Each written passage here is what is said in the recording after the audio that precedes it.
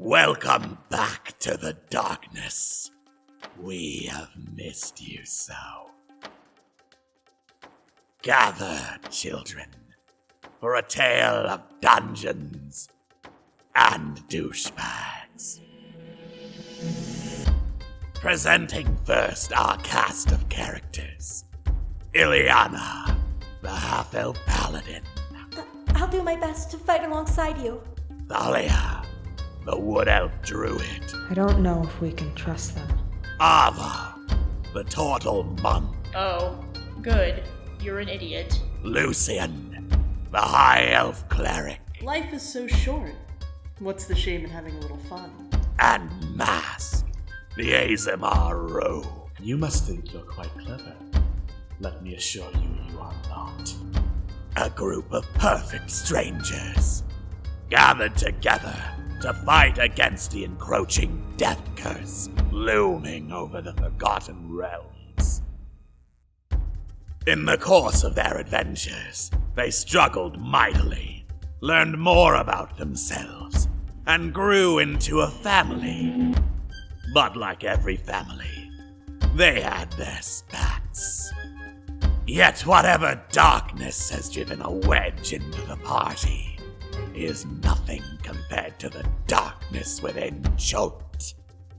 For beneath the lost city of Omu lies a tomb of darkness and despair, from which no soul can escape. And yet our heroes come to brave it, if they don't kill each other first. Let them try, for none will survive the Tomb of Annihilation.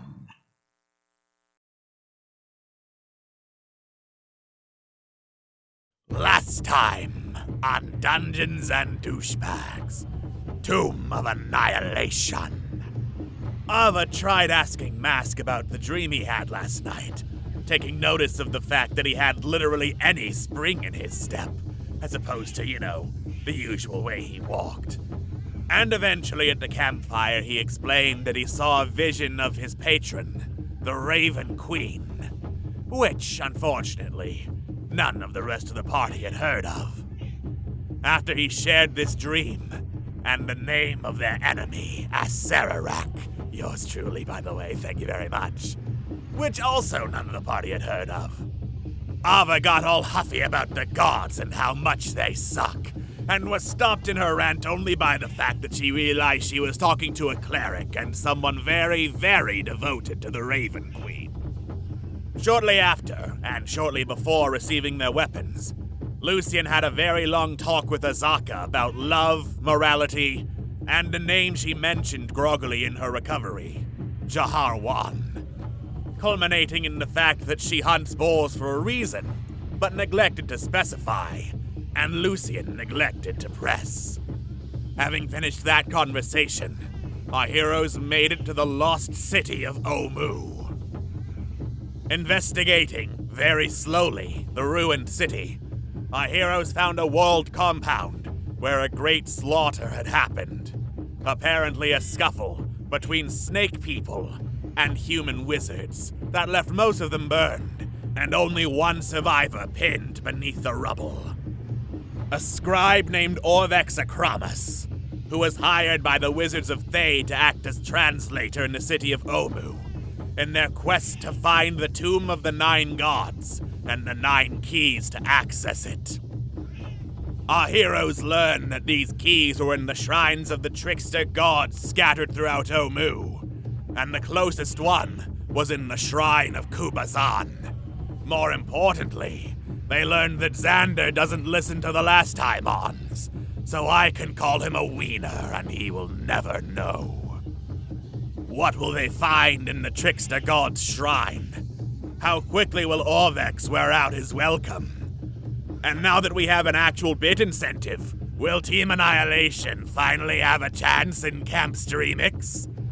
Tune in tonight to find out on Dungeons and Douchebags, Tomb of Annihilation.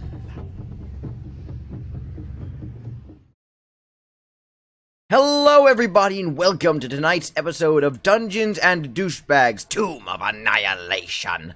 I am your Dungeon Master, Xander, and joining me tonight are my lovely friends from In Our Remix. We have Cammy Cat.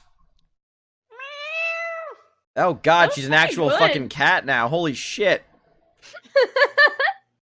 I was always a cat. Who transmogrified Cammy? I've always been a cat. Cammy's always been like this. Have you?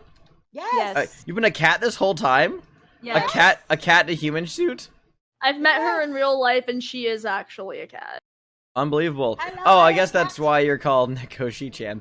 It all makes sense. You do not bring that. Anyway, we also have the amazing @Was. Hi. That was it? Okay, cool. Moving on. And of course, Kristen Trzynski. Hi. Hey. We are usually joined by the ineffable Alex Beckham, but the ineffable Alex Beckham is off being ineffable. And of course, Uprising Attorney, who is here but not here, currently late to the stream. Here. Oh, made it! Right in time! Closed the Literally. gate, jumped in at the last second. Great job. Only with minor gecko injuries. Okay, good. Minor Gecko Injuries is tonight's band name, just so everyone knows. Minor Gecko Injury. Yes. Also, I was having a similar conversation today about, I referred to an incident of my life, and someone looked at me and said, that sounds like a Panic at the Disco song, and I'm like, fuck, you're right. Okay, cool, moving on from that. So, yes, tonight's band is Minor Gecko Injury, and That is a good band name. and our first song will be this one. Okay, so welcome everybody. Welcome back to Dungeons and Douchebags. We are going to be continuing our stream of Tomb of Annihilation tonight. Remember everybody, it is Camp Streamix time. So, you know, I'm in last place. I'm not really that too banged up about it, but if you want to like donate money or something to help me out, that would be fucking ace, my dudes. Support the objectively best team. Support All the empires. What? What? Excuse you! We are supporting Team Annihilation. I'm not talking about the actually objectively best team, but Team Annihilation is great! Okay, I'm sorry, but you cut out as soon as you said, we are supporting. It's just like insert team name here. Kristen records all of these before each stream that she's in. Yeah, it's true. but- That's why. No, it's true. If you look at the facts of it, the fact of the lead, the objectively best team is who's in the lead right now? I'm not even keeping track. Fallen Empires. Okay, the objectively best team is Fallen Empires. Yeah. The subjectively best team is Team Annihilation, single tier. So keep that in mind. Remember, tonight's bit incentive is that if you donate any amount, I will read whatever you want as Orvex Akramis in the post show. So keep that in mind, because Mia is a god. Reminder to be good sports. Don't be Yes, dicks to each other. Exactly. Do not be dicks. This is all fun and games, and just because I'm gonna wipe the floor with these motherfuckers, we're gonna have a good time. We're gonna be fair about it while it's happening. Isn't that right? Yeah. This is the same speech I give to my campers almost every single week in real life. So I mean, like, right, every day, every Thursday is Olympic Day. So right before we play, I'm like, even though we're about to fucking cream these guys, you gotta be good sports. You shake their hands, you say good games. You don't say GG, you say good game. Easy. GG, no rain. GG easy.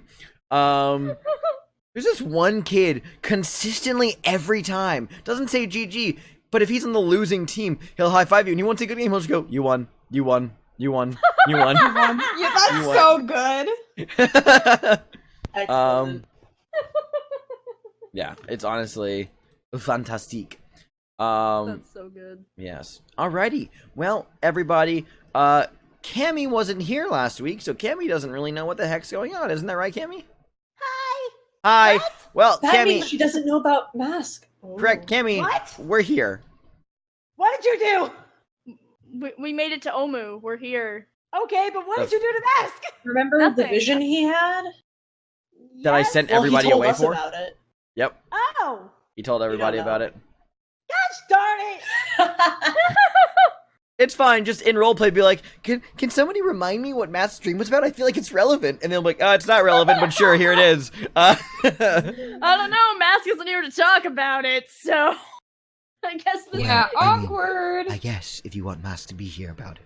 Screw it. Speaking of, who's playing Mask tonight? Great, awesome. Moving on. We'll Not figure it I, out. said the little black Not I, said the little fly. I don't want to be responsible. I don't No. I know. mean, I guess I can, but I don't really play rogues. Oh, yippee skippy! I might just take over I've Mask never as played my a character. rogue before. Okay. I'm No, very tired. fuck. I'm not good at D&D.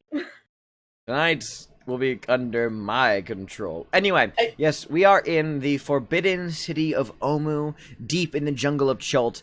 The gang has just moved on from the walled compound full of dead bodies, where they met Orvex and Kramus, and are moving on to the Shrine of Kubazan, which is back there, as pointed to by Orvex and Kramus. But before we get into any of that, Ilyana, Yes. you are a bastard. No, I'm kidding. We're back, baby. We're officially back. Throwback. Okay, cool. Your point? So, anyway, you have been kind of shuffling towards the back of the group for most of this whole ordeal. It's been a heavy day, to say the least. There's a lot of dead bodies. You're in a big abandoned city. It's creepy. And you've gotten a lot in your head recently. The closer and closer you get to your dad, things are getting all wonky for you. So you've been kind of out of it for maybe like the last 20 or so minutes. When, you're kind of like falling behind as you guys are walking, and you can kind of hear the din of your comrades in conversation. It's really just muffled sound to you. You're not really registering the words themselves. It's just kind of, it's a little Charlie Brown with wah, wah, wah, wah, wah, wah, wah, wah. But at one point, you hear a wah, wah, and then there's a pause, and then you hear a, so what about you? And you realize that someone is speaking to you. Oh. You look up. Gosh. You look up to meet the face of this person this individual who has been brought along with you guys, this injured man left behind in the walled compound. You guys have been slowly kind of nursing back to health. I will throw up his picture again just so everybody on the internet can see it once more. Because it's just important to me that you all know this again. There you go. You can look at him. Ah. He, is very pointedly staring at you.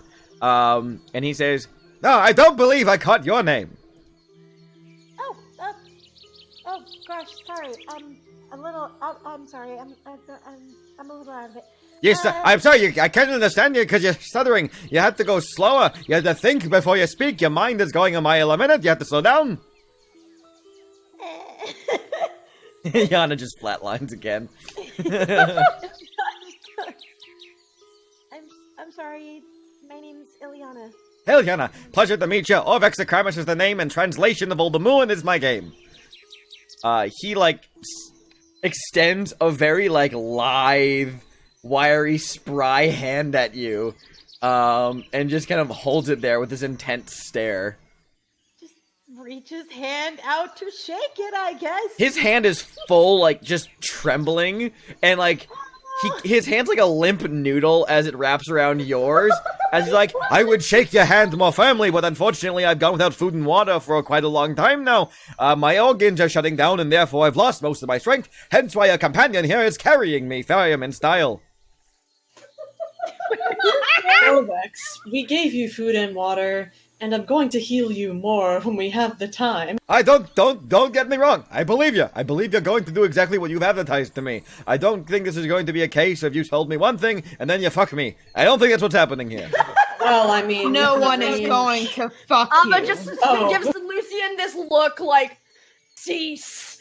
And Orvex continues and he's like, I'm feeling better than I was maybe 10 minutes ago, but first and foremost, I'm still feeling, like I'm dying, so we're taking it in steps, baby steps, hence why I'm being carried. Everyone almost dies every once in a while. That's a very good point. Like most of the companions I traveled with here, they basically all got massacred. Wait, who else did he travel with? He explained that he traveled here with, basically the people that worked for Valindra Shadowmantle. Yep, the elven lich you met. You mean that bitch who took our map? Yes. Yeah. Fuck her. Yeah, the gist of that here is that he was hired by the Red Wizards under her service to translate Old Omuin for them. Yeah.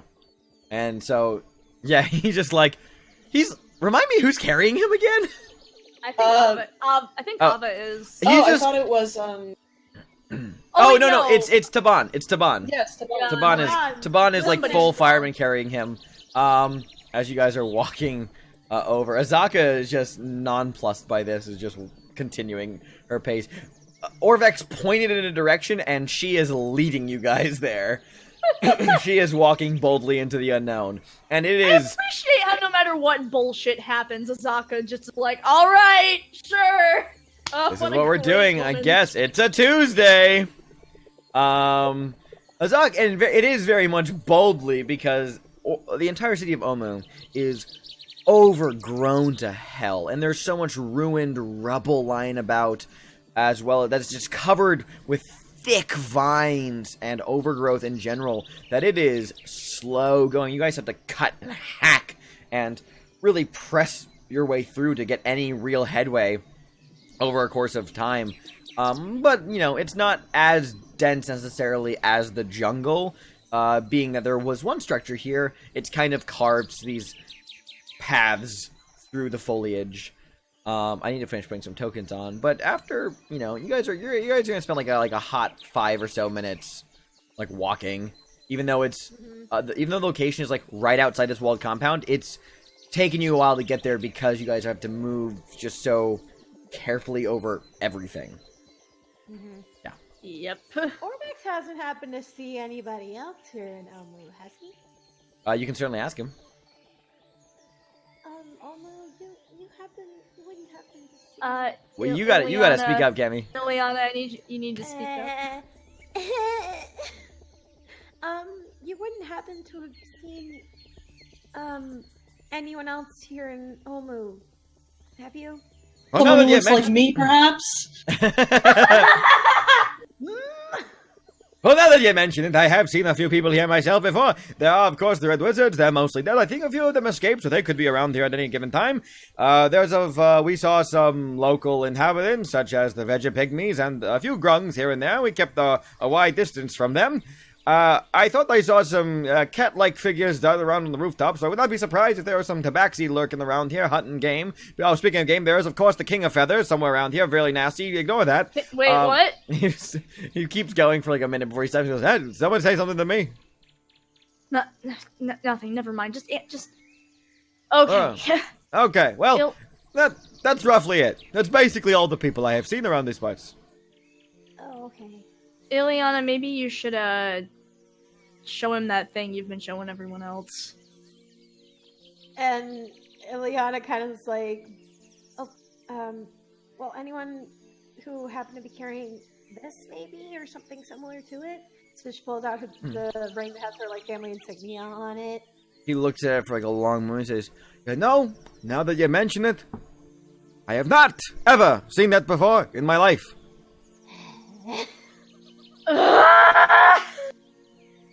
Why do I feel like I'm some sort of cosmic cactus?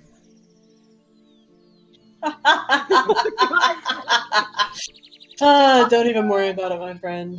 Ava has been sitting here listening to this fuck, and just sort of, like, dealing with this existential crisis of, like, she wants to know this shit, and this fuck knows so much. And then she was like, well, at least maybe he'll know about Ileana's family, so at least he'll be, but no! Not even that!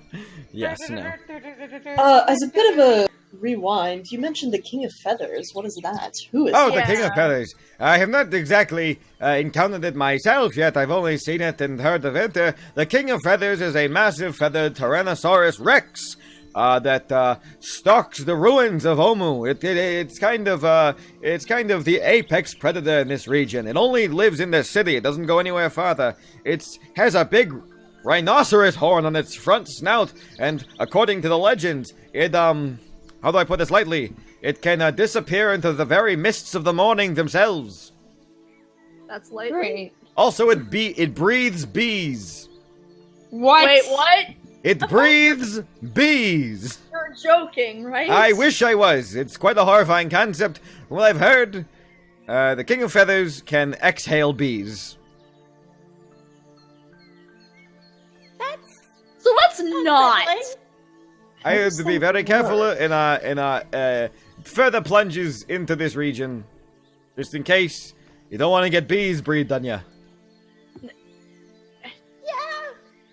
Although I might be underselling it a bit. It might actually be wasps. It's some sort of flying, stinging-based insect. Either way. I hate the jungle. I hate it. Indeed. So you guys do eventually reach the front of Kubazan Shrine. I'm gonna move our map over. You guys ready for a map change? Oh boy, am I! Okay. That was the T-Rex.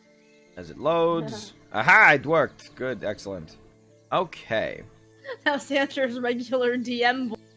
It's just kind of assimilated into who I am as a person now. I can't really change it. You know, it's how it is. Bada bing. Okay, this like upset face in the middle here, that's how I'm right now.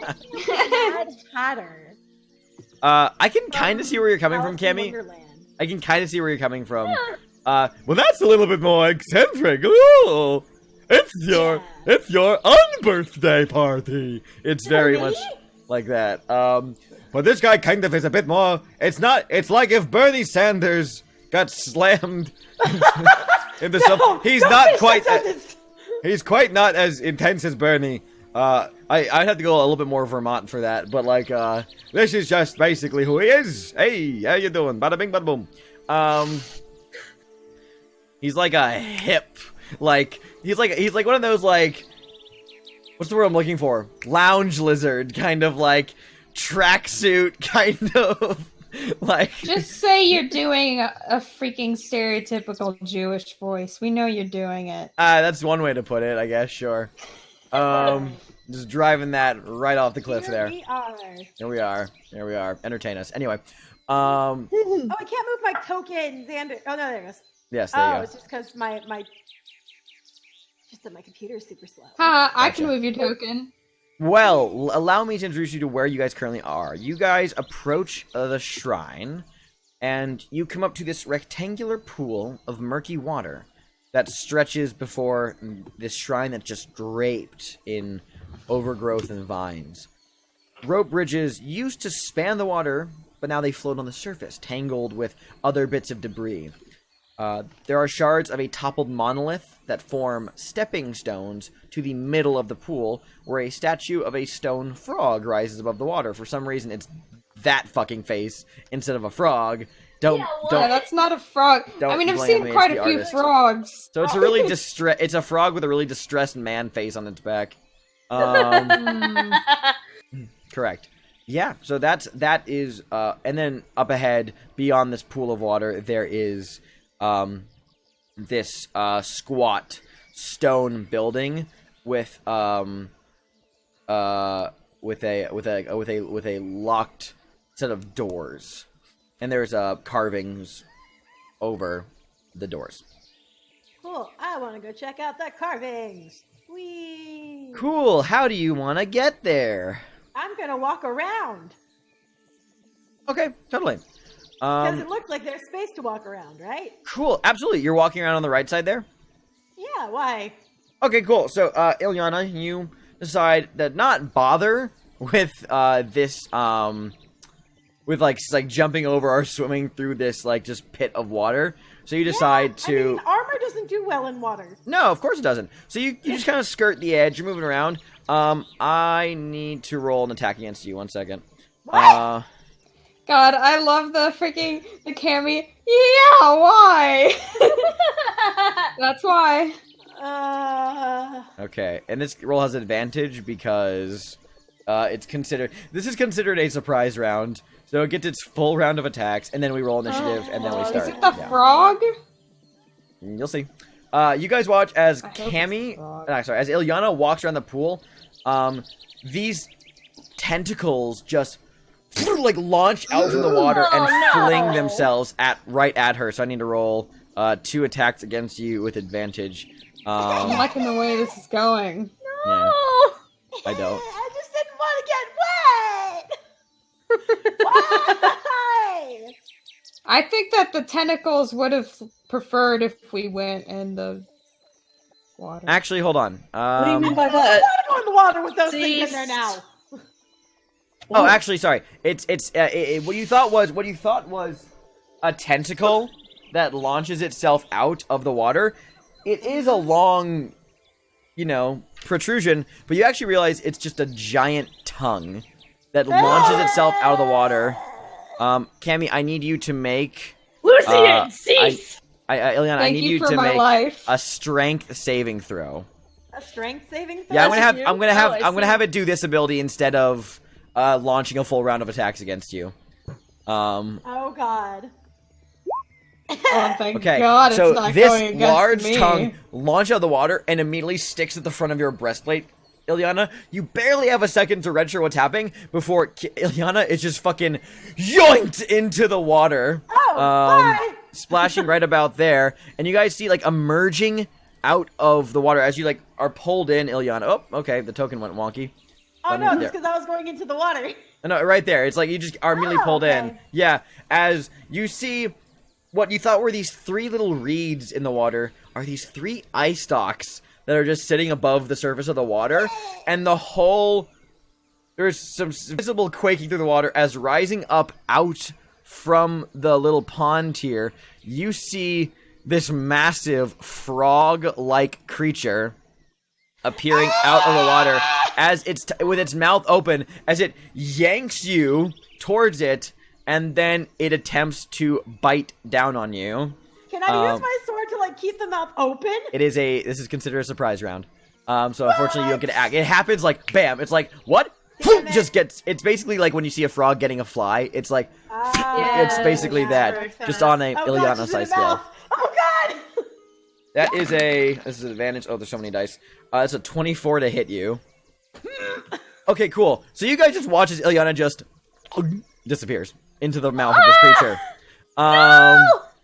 Ileana, but just to read you basically how this works is you are swallowed by this beast.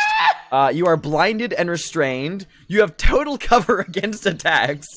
That's nice. And you will slowly be digested at the start of this creature's turns. What? Yeah, you'll take damage. Oh, yeah. You'll take you're not gonna instantly die. You'll just take damage from being in its stomach. And you can read the ability details in the chat here. Just so you see it now.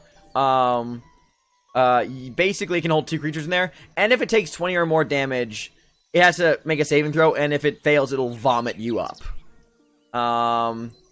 So, yeah. Just so you know. And then, but right from the get-go, you do take 11 points of piercing damage as as its teeth graze over you on the immediate just arrival. It's a terrible description. I couldn't think of an actual word. Just arrival. You're not helping my case. No, I know. And then plus an additional points from an initial 11 points of acid damage as you just land in the stomach. 13 points left. Yeah. Just so you know. Just so you know where you're at. Yeah, just so I know. Yeah. But for the sake of everything else right now, you guys see this. Can we just roll some initiative? Great. Yeah, I guess so, huh? I suppose. I don't know. What if... Oh, whoops. What if we could make it our friend, though? No. 1 second, I'm pulling up some sound sets. I'm gonna do some different I'm gonna do Okay, some fine. I was trying different to roll for combat Ava. music this time. I don't think we have enough to feed it to make it our friend. Other than Yeah. us. I don't know about you, but... This is I'm the not into that. worst. Yeah, we're not even like an hour in and there's already Vor. Sorry, I don't make the rules. You know, I was trying to avoid actually. Cannibal conspiracy. You gotta run for your money. Yeah, this literally happened in Cannibal Conspiracy. We had to do the digestion stuff, and whew, well, that was wicked. So Dope. yeah. So, we're gonna keep this train going. Let me get my turn tracker up here. Okay. Cannibal Conspiracy, eat your heart out. Right.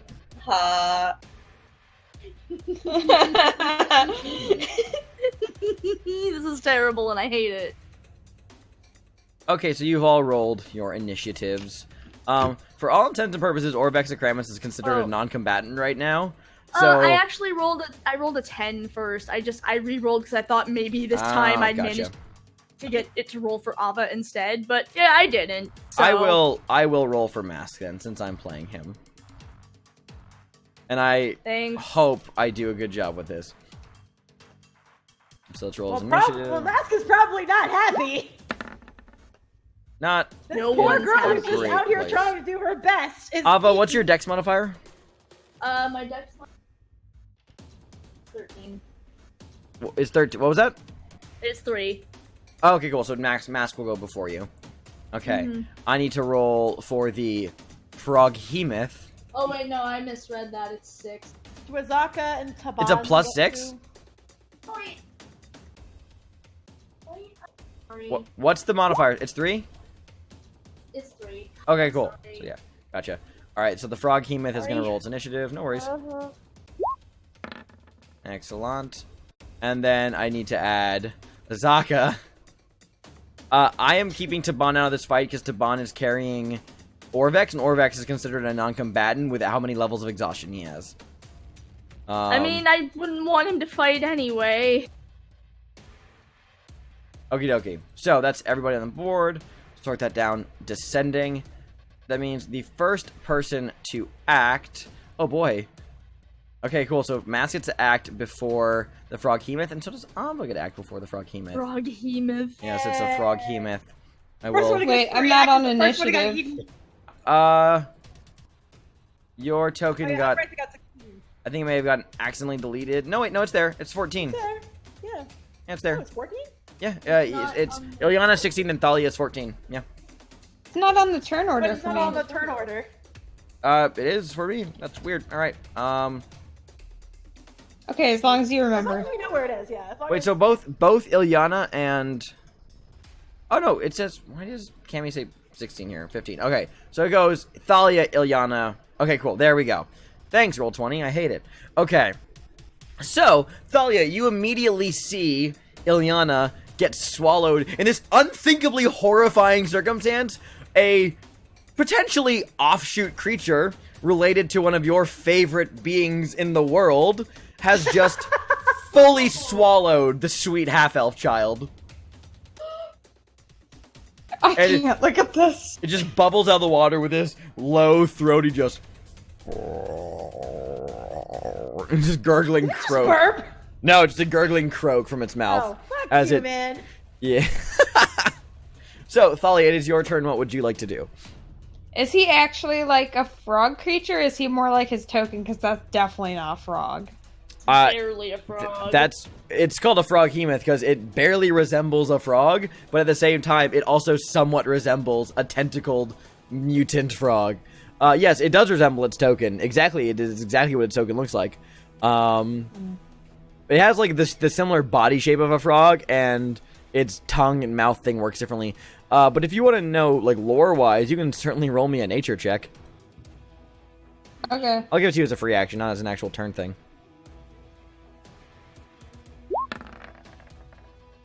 13. You've never heard of this creature, and that leads you to believe that it doesn't necessarily have a connection to being frog-related. It might just be called a Froghemoth because it's a big and it vaguely resembles a frog. Okay. But because you know so much about frogs and you've never heard of this thing, it's not really ringing any bells for you. But it is your turn. What would you like to do? Huh. Okay, so... Alright. That's kind of ass.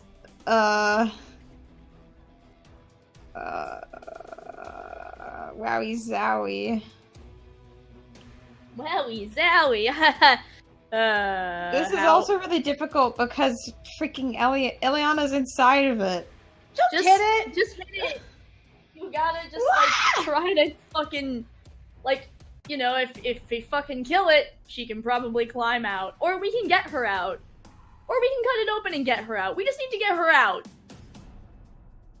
Okay, well, let's do erupting earth in the freaking pool because that's cool. Ooh. Dope.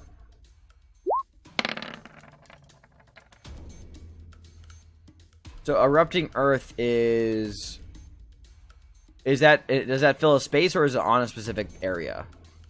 That's Can you like read the spell? Yeah, let me see. 20-foot cube. We have a cube, 5, 10, 15. Okay, yeah, you can fill the entire interior water space. So it needs to make a dex save, I see. Okay, great, love it. So it's gonna make a dex save of a DC of 15. And roll it. Let's see. It fails. So it takes 23 points of damage. Yeah! Nice. You said That's over 20, 24. right?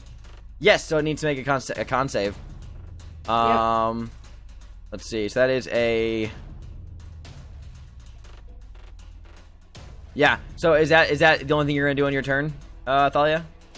I think so. It's an action. I don't really have a bonus action I can take. Okay, cool. It needs to make a DC 20 con save. It succeeds. Whoop. Ileana's still in its Damn it! Ah! Okay. Cool. Good to know. Alrighty. Then next up in the initiative is going to be Ileana. You don't take acid damage at the start of your turn. You take it at the start of the Froghemoth's turn as it digests you. So you are inside the Froghemoth. You are blinded and you are restrained. What that means for you is blinded, you can't see anything. So you know that imposes basically disadvantage on every sight-based thing. And restrained means your speed is 0. You have disadvantage on your attacks, and you have disadvantage on anything that involves a saving throw. Let me just double check to make sure I didn't miss anything under blinded. Yeah, you fail any check that requires sight. So, what would you like to do? I would like to cast Channel Divinity Sacred Weapon.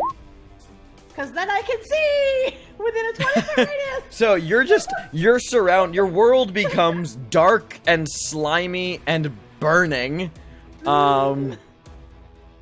As just suddenly the interior of this creature is illuminated to you. You are squeezed up inside of its stomach, being consumed by the creature. You can see the fleshy, membranous walls of its interior.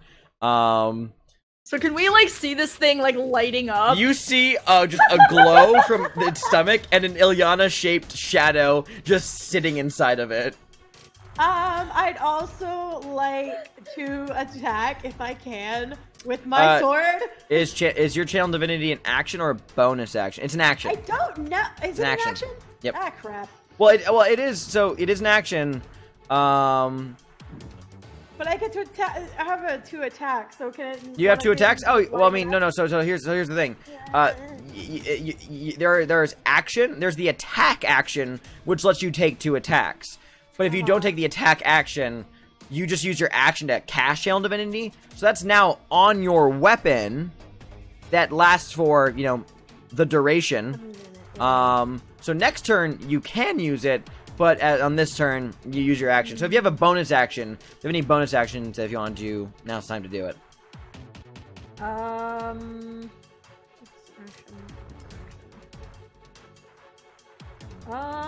think everything I have, not everything, but like a good bit of what I want to do is all actions. Okay, then I'll move on to, anything? Okay, then it's going to yeah. Okay. Then I'm going to move it on to Mask's turn. And he's a rogue. And he's going to do things.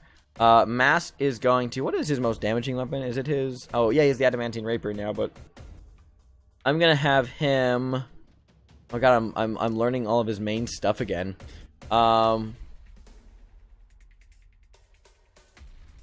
Okay, cool. Yeah, he is going to... I'll put him, like, run onto the steps, not into the water, just get a little bit enough of a range there, so he has a better angle. And he is going to whip out his short bow, and he will take a shot. Now, because he is a rogue, do rogues have an extra attack level 5? No. I don't think so. But he can throw a dagger as a bonus action. I don't know. Rogues are fun. He's gonna shoot it. Mask rolls a 13 and just misses. And... Fuck it, I'll have him throw a dagger at it as a bonus action. Go, go, go! That will hit. So the dagger will hit it, and now he's also going to use this as his sneak attack for this round. Yes. And his damage, because he did a bonus action throw attack, he is not going to get the proficiency bonus added. Or sorry, he's not going to get the dex bonus added to this. So it's just going to be this plus sneak attack, which is d4 plus sneak attack. At a base, that is 4 piercing damage, and then a total of 14 sneak attack damage for 18 damage to the Froghemoth total, just shy of the necessary damage threshold to get this thing to vomit. So Mask will be masky about that. Then sure that means he's very displeased. Yes, exactly. And then I'm gonna have him cunning action. Fucking. I'm gonna have him take the cunning action of dodge. You're gonna dodge. He's gonna get ready to dodge this thing if it attacks. I'll say. Okay, the next up is Ava. Okay. So, I want to just fucking go for this thing. What do I have to do? Like, basically jump? Like, do I have to make any checks or anything to basically jump at this thing and fucking wail on it? Like it is in the water. Yeah, it's in the water. The water is only like 6 feet deep. Okay, and also I'm a turtle. Yeah, I mean, if you like hopped onto like if you went to like this space right here, I consider you standing on that chunk of stone and would allow you to attack him. Yeah, you can, but Okay. There's no check for that since you have a reasonable enough amount of speed to get there. Okay. As a monk. Yeah, so you can definitely do that, but no check required. Okay, cool. So I'm let me see here. That's 1, 2, 3, 4, 6. Yeah, I think that. Whoop. All right, and I am going to 3 times. One of those times is going to be a stun strike. All right, do it. Ah! It's not hit. The unarmed strike does hit. The third one does not hit. Can I say the unarmed strike was a stun strike? Can I say If that's you want want to spend a key point, yeah, go for it. Yes. Yes. Okay. Okay. So. Roll the damage. Eh. 5 points of damage to the Froghemoth, and it has to roll a con save, I believe. Yes, con save. Okay, what's the DC on that?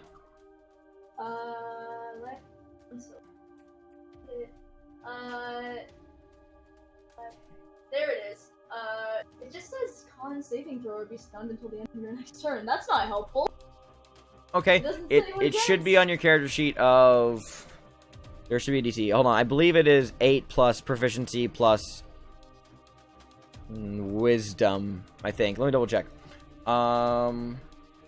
This is stunning strike. That's what it says. Yeah, that's what that says. But on your character sheet, there should be a DC written down somewhere. But I'm looking up what the monk DC is for this. Let's see. 8 proficiency wisdom. Yes. Okay, I was right. So it's 8 plus your proficiency bonus, plus your wisdom bonus. Add that all together for your DC. 13? 13. Okay. And I'll roll it.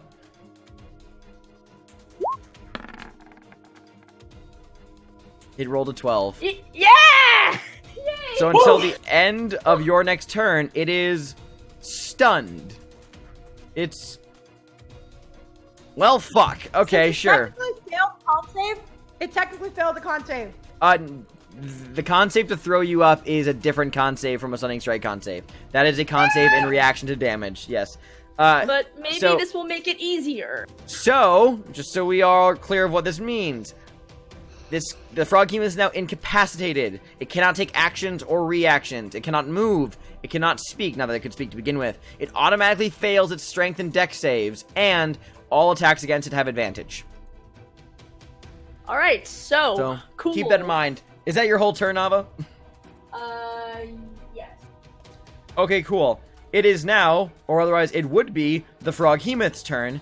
It locks up. Its gelatinous body just kind of bulges and quivers and shakes as it cannot, through its weird alien nervous system, cannot rationalize what just happened as a turtle just punched it in the stomach. You watch as, like, the image of Ilyana glowing from inside of its stomach just, like, undulates as the body fat just shakes and quivers. But it can't do anything. However, at the start of its turn, its acid does deal damage to Ilyana. How much damage? 3d6. Ooh! It's 12 points of damage to you. Oh my god, I have 1 point left! One hit point. One hit point. I have 1 point left! But other than that, that is the Froghemoth's entire turn. It can't do anything. So now it is Lucian's turn. So you know how Tomb of Annihilation, I'm told, is incredibly ridiculous, and I'm told is kind of unfair? This! What we've learned is never do anything without making a perception check first. Ever. Always check for Alright. traps, my dudes. Lucian steps forward, raises his holy symbol, and marks that creature for termination. Yes. So Once any a- attack that hits, double damage. Correct. Woo! Once again, you Woo! open your arms wide, holding your holy symbol forth as a pale, ghostly glow emanates off of it, almost like a mist, and just opens the doorway between this realm and the beyond, targeting that bizarre alien creature's life force and drawing it slowly but steadily into the eternity beyond life. Okay, so... Nice. Then I cast Spiritual Weapon. Excellent. Where are you gonna put it? I'm gonna put it over here. I'll draw a thing. Cool. And I can make an attack with it on the turn that I summon as part of the bonus action. So I'm gonna Yes, do you can. that, and it gets advantage, right? And Yes. double Since it's damage, yes. incapacitated. Oh my god. Now, this spiritual weapon will... well, so the Channel Divinity, I believe, is only for the next attack on it. Or, Vulnerability to yeah, next time I or any of my allies. Yeah. So So it's just this one attack that's going to deal... thing. Oh, actually, well, it one attack hits. And this misses. Even with advantage, it misses. all right. Yeah. Wait, no, That's sorry, fine. you got a 14, sorry? That actually just hits. Okay. Sorry, my B.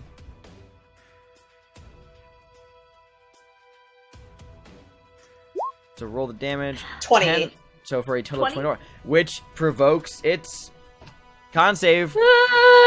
It does not have disadvantage on these from the Stunning Strike. Only strength. Actually, sorry. Doesn't fail auto-fail these. It's only strength and dex. But it's going to roll. Con modifier. It rolls. It fails. Yeah! So as this glowing light of the grave just shines down upon it, this spiritual weapon appears beside it. What does it look like? What is the weapon shaped like? It is Kalumbor's bastard sword. Yes, this bastard sword glowing with grave energy, similar to the light that is emitting from Lucian's holy symbol. carves a large gash through the side of the froghemoth, and you watch as, like, wispy tendrils of something, maybe soul or life energy, just sucks off of where the wound impacted and just goes directly into Lucian's holy symbol. Into that light between realms. You deal that damage, and immediately, just the froghemoth just hucks up Ilyana into the water, who was just floating there, covered in ichor, and just looking up at the sky. Holding a glowing weapon. Alright, great. Is that your whole turn, Lucian? That is indeed my whole turn. Excellent. Then it is now going to be Azaka Stormfang's turn. Yeah! Azaka says, well, that was fucking gross, and she is then going to attack it by firing at it. Full round of attacks. All of these get advantage. Huzzah, Bibi. 2 attacks. It's a miss and hit. So it takes 5 points of piercing damage from her short bow. Excellent. Okay, cool. Thalia, back up to the top of the round with you. Thalia had averted her eyes with Lucian's attack. She did not like that. She's just having a really bad time fighting this boy. And also, sorry, I of had course, to punch the frog. she's keeping Tad well pushed into her bag. Don't look. Don't look. Don't look, honey. Don't ever let him see Please. the blood. Avert your eyes. It's not good for you to see. So what would you like to do?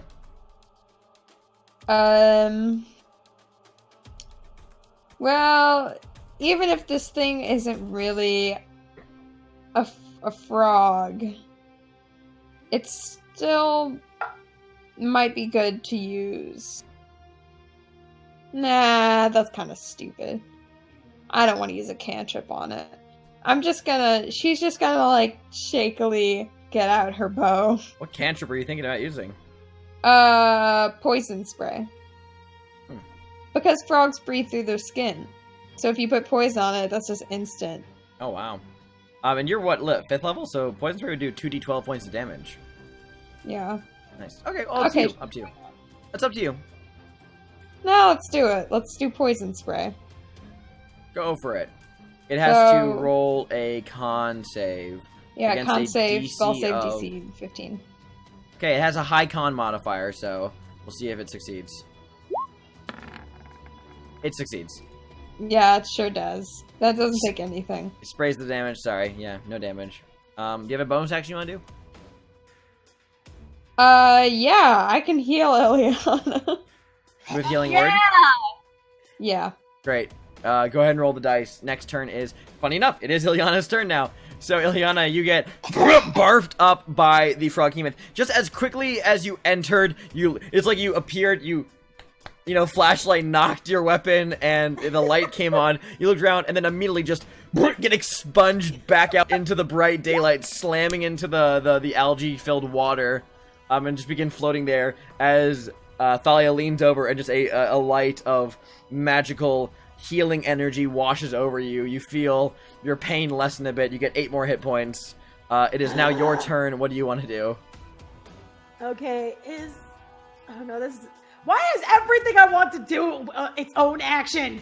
Your weapon is I still need to do so many things. Your I weapon know, is so still I'm gonna- divinity. Fuck this, I'm just gonna divine smite this motherfucker twice!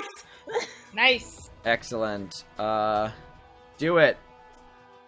Oh god. You get advantage because you're flanking with. Oh, actually, no, it doesn't matter because the advantage is there anyway because it's fucking and she stunned. adds her charisma to the attack roll. And I add yes. my charisma to the attack roll. Correct. So I get advantage and plus my charisma modifier, which is, let me look at that. It is a 3. So whatever I roll right now, it just add +3 to it. Correct. Okay, so Nice. That hits. Roll Hup. damage. Nice. First attack. Hup. Both attacks hit. Roll damage for both. Yeah. So, and this is also going to be double damage Why? because Nice. it's still stunned. Isn't it still stunned? Stun does not do double damage. Stunned is just advantage. The double damage thing was just for the thing. It was just for the thing that I did. It was the one and it attack, lasted yeah. until somebody hit it. Okay. Yeah. Okay, I was confused. So base Oh, damage, but because your weapon has it, divinity channeled, that is That's Oh. that's +3 because it's my modifier. Oh yeah, that's already happened. Okay, cool. Yeah, Never mind. it's already happened. Gotcha. So, okay, so I get to roll damage twice, Correct. and That is 7 points of damage and 3 points of damage for a total of 10 damage to it. Didn't you say you were gonna smite? yeah, I did. I said I was gonna smite. So wait, Yes, what is you that? did. How do I add that? Do I have to roll a crap? You use the spell slot, and then it's 2d8 if I recall correctly. yeah. Okay, so And you could smite on both your attacks I if you want to chose. smite on both my attacks. Yeah, if you spend both of your spell slots, yeah, you can do. spend both. So She's like, I'm so done with this It's- jungle. yeah, it's 2d8 for a first level spell slot, 3d8 for a third level spell slot. It adds a d8 per spell slot. So if you want to, are you gonna do both of them at just first level? Yeah. Okay, so then roll a total of 4d8. Okay. Oh, come on. I love Hold big on. dice pools. I misrolled. It's okay. 17 points of damage. Fucking Sick. nice. Nice. Nice. So that is a total of 27 damage.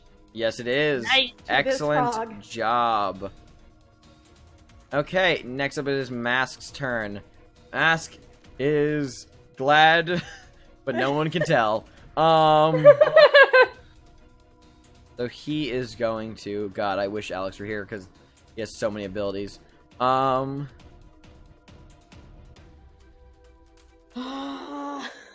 He's gonna... I'm just gonna have him shoot at it again. Because it's easy. It's the easy way out for me. So he's gonna shoot at it again. First attack. It's 26. That hits. It's damage, because he gets sneak attack. Total... Ooh, he rolled low. That is a total of 14 damage to it. Excellent. Okay, Ava, it's your turn. At the end of this turn, the Froghemoth will no longer be stunned. Alright, so first, Ava is like, "You okay?" And then, she, sees Ileana get up and just scream, "Fuck this jungle!" And just, fucking go at this frog. And then Ava, she's just like, ah! She looks angry. does she actually yell some curse against the jungle? She's probably just like, I'm so done with this jungle! And Ava just feels this swell of pride. She's like, "Fuck yeah, fuck this jungle!" Go for it. Go for it. Now, on your last turn, Ava, you did do 2 unarmed strikes, if I recall correctly, right? Unarmed strikes. Yeah, which were, I believe... Well, just to be fair, you do have 2 attacks. You have 2 attacks, and then your bonus action... Yeah, so you can do... Oh, so I can do another quarterstaff. You can do another quarterstaff. Okay, and remember, these are being rolled with advantage because it's stunned. Oh, wait. Yeah, so roll 2 more quarterstaffs. Okay. Yeah.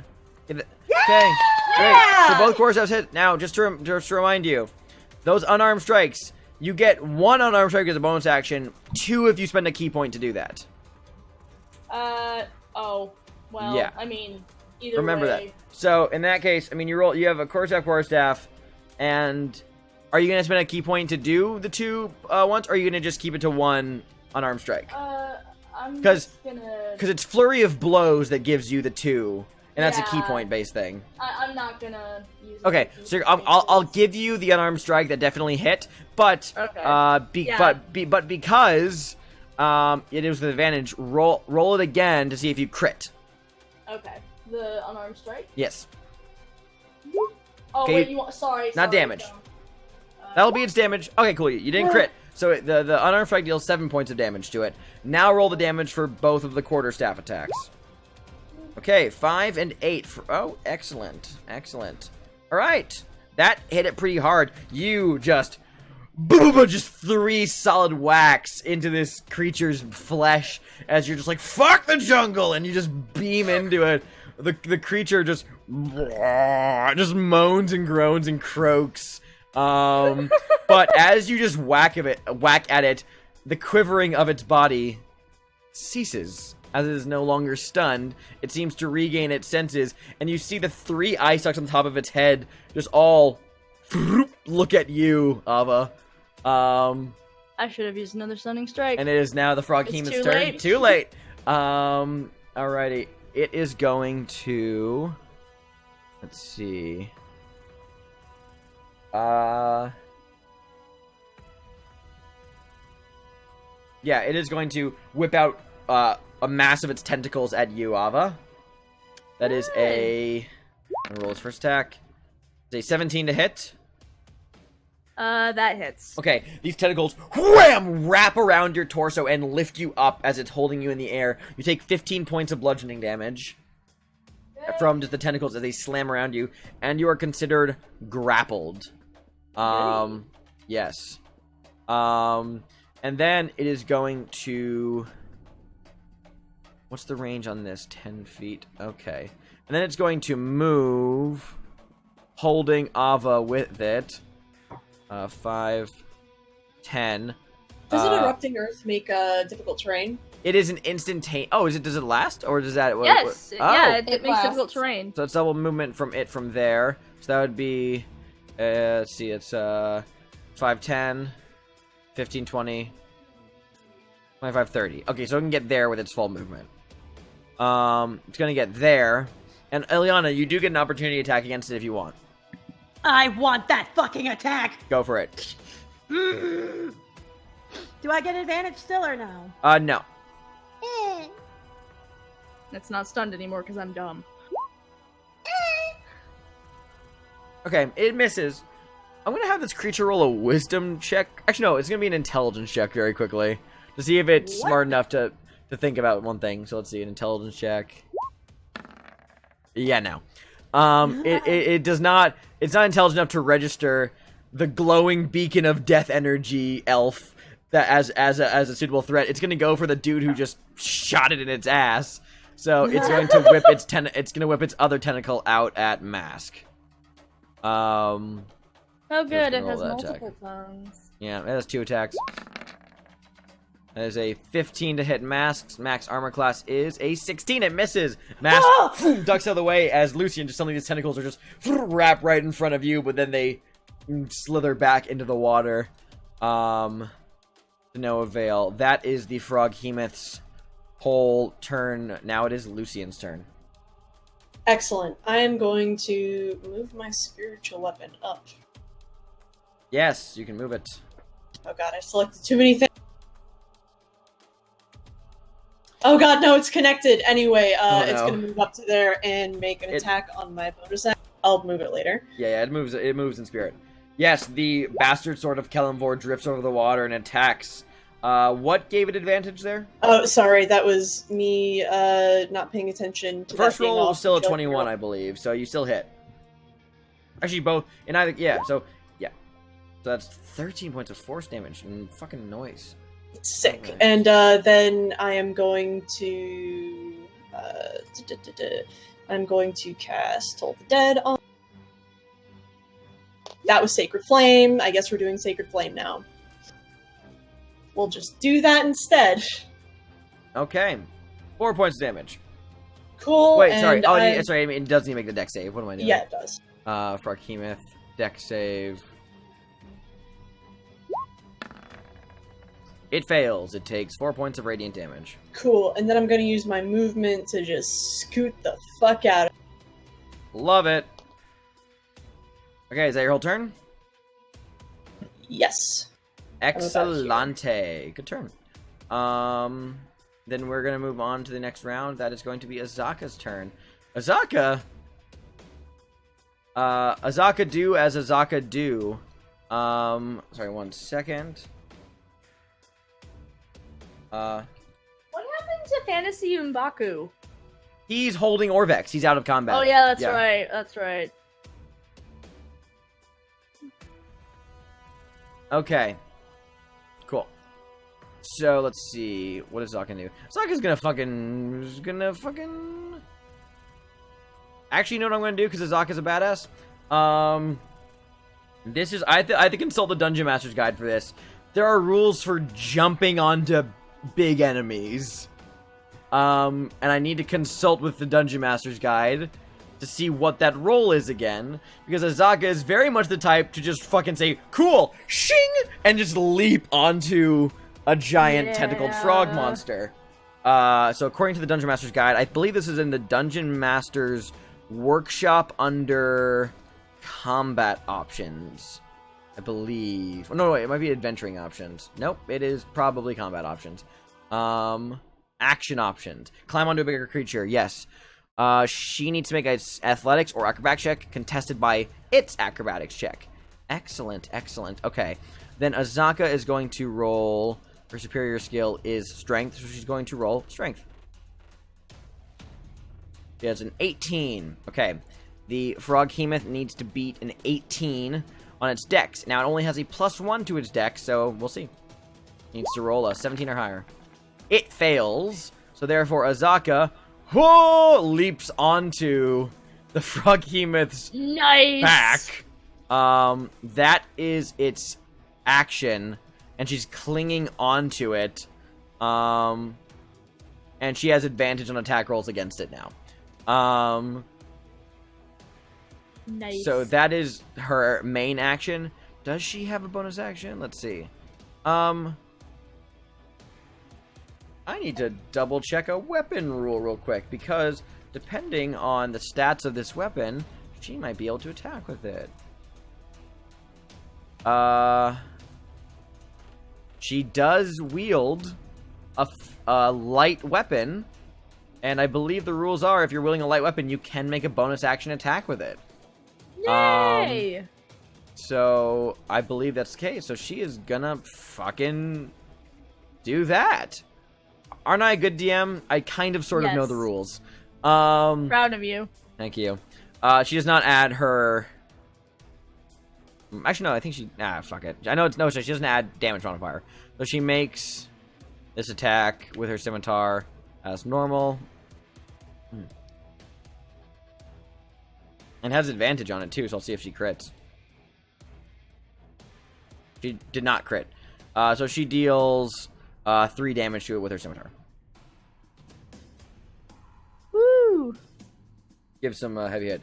And she just digs a sword into its back and is just being flung around as she's, like, riding on it. Just being like, yeah! This is fucking awesome! Just going full crazy. I'm glad you're having a great time. Thalia, it is your turn. Thalia's just watching like, okay, you know you're making this a lot harder for everyone else now. Guess she doesn't care. Whatever, great. She just says, she's like, just hit it! And as she's being flung around by it. As also Ava is also being flung around the air by its wailing tentacle.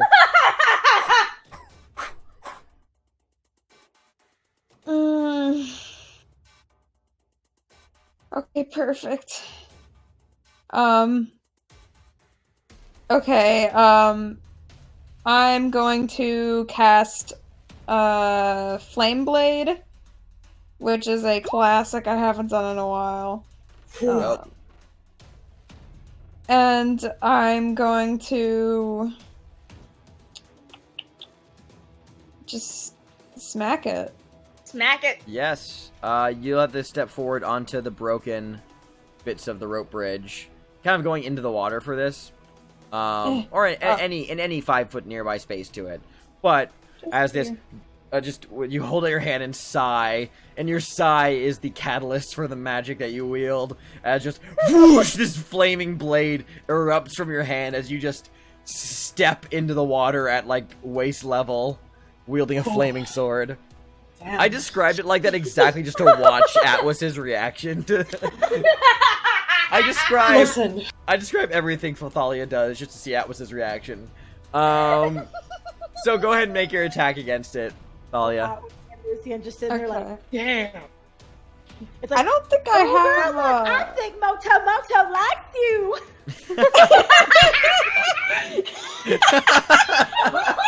You almost made me choke. Thanks. It's terrible. I don't have like a. What do I roll for like? Melee spell attack would be a d20 plus your spell attack modifier. Correct. Okay, thanks. Guys, Spell attack guys, modifiers on your guys, spell sheet. Guys, Yeah, I know. I like them tall, all full of magic. What the hell? It's a 9. It just swing, whoosh. The blade drags against its skin, and it doesn't really seem to burn it that much. It's because she doesn't want to hurt Frog. Yeah, your magic fails you. That is your whole turn, unfortunately. Unless you want to move again. No. Okay, then it is Ilyana's turn. So my movement is halved right now, right? Yes, correct. Okay, but I can at least make it over here. How tall? Wait, hold on. Sorry, how tall is Ilyana? Small. Okay, so it's not considered difficult terrain for you because your feet technically don't touch the ground. However, you are considered swimming then, in which case your speed is still halved. Wait, is the earth coming out of the water? It's like cracked and like uneven at the bottom level, but it's not coming out of the water. But you had to swim now. Why? But you can get up to it. But I need to be able to stand. For what? What do you want to do? Don't I want to attack it? You can attack it. You can attack while you're swimming. Yeah, I'm not considering this I'm not considering this underwater combat because you're not fully submerged. Like I'm kind of like I'll let you attack. Like usually the thing is attacks have like disadvantage underwater, but you're not technically underwater. You're fucking doggy paddling and just flailing your weapon at it. So I mean, you can give that a go. You get a +3 to attack rolls Yep, with I do get it, like... +3, so you know what? Screw it. Yay, I get to hit one! Isn't that your adamantine weapon, too? Yeah, I think. Yes, yeah. my sword is also adamantine right now. Doesn't Yeah, apply to the forgot situation, but it looks fucking cool. Oh well, But that hits, so roll your damage against the Froghemoth. I get to attack twice. Yeah, so I mean, roll damage for the first one. And I got +3 to that, so they both hit! Fuck you! They do. Gotta love Channel Divinity. 9 and 8 for 17 damage. Ooh, fucking nice. This Froghemoth is beginning to look real rough. Its flesh is now just anybody who's looking at Ilyana, fucking she is wounded. done. Yes. She looks very battered and very gross, but she's also very angry. Okay, it's now Mask's turn. As Mask will whip out his one of his many blades he has. I need to double check a rogue thing very quickly. Because I might be missing on the character sheet, or it might not be. I can't tell. What is it? No, it's not. Okay, don't worry about it. It was just, I thought I was concerned. Good. But he is going to whip the adamantine rapier at it. Because why not? And he will... He can't get it. There's no way he can get advantage on this other than by swimming, but he's not going to do that. So, rapier it is. Wait, actually, can't you do the insightful fighting thing? Is that a bonus action to get advantage? Insightful fighting,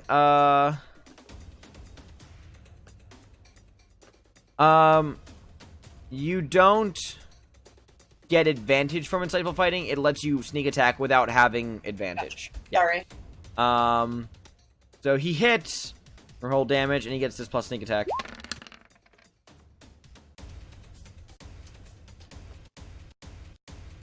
Cool. He does a hefty amount of damage to it, just dragging his sword deep into his gut. This thing looks like it's on its last legs.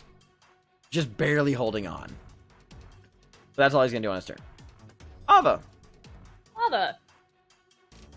Okay, so I'm grappled. Remind me what this does. I just need to know if I can hit this thing still. Yeah. You're grappled, which means you're not considered like you can still make an attack against this thing. But your speed is 0. Okay, well. And yeah, so you just can't move. Okay. So, okay, I'm currently stuck in this thing. I'd like to, basically attack the tentacle holding me with my quarterstaff, trying to do another stunning strike to get this thing to let me the fuck go. So I'm just gonna fucking hit this thing. Go for it. Alright, so 1, 2, god damn it. Okay, well, I'm gonna say it's the unarmed strike. That's a stunning strike again, because why not? Well, roll the damage from the quarterstaff first. Yeah, how do you want to kill it? How do I want to kill it? Yeah, you got the killing blow. Sweet! Alright, so Ava It had like also 2 hit points left. Ava went from, like, being, you know, pretty enthused to very annoyed very quickly. So finally she's, so, like, you know, she's like, yeah, fuck this jungle too! Ah! I'm sorry, microphone. You know what? Fuck this jungle! And then just punches it! You punch this thing. You're just like, fucking, this thing is just, I'm gonna get on my rage. And you just, boof, and there's just a moment of nothing. And then a very Dragon Ball Z, just there's a pause and then, boom, just an explosion of thunderous force from the impact, delayed a second later as its flesh like ripples and its bone shatter. And the whole thing just, boom, and then just splashes face down into the pool, immediately dropping you. You land right on top of the stone frog statue. Azaka rolls off of it into the water herself and just splashes in. The frog hemoth is deceased. As you just kind of sit there, stunned for a second, Ava. That was really fucking cool. Thanks. Ava, like, hey, Ileana, are you okay? Ileana's like trying to use the water to just like wash herself off. She's just like, Can I take a look around just to make sure nothing else is gonna ambush us? Make a perception check.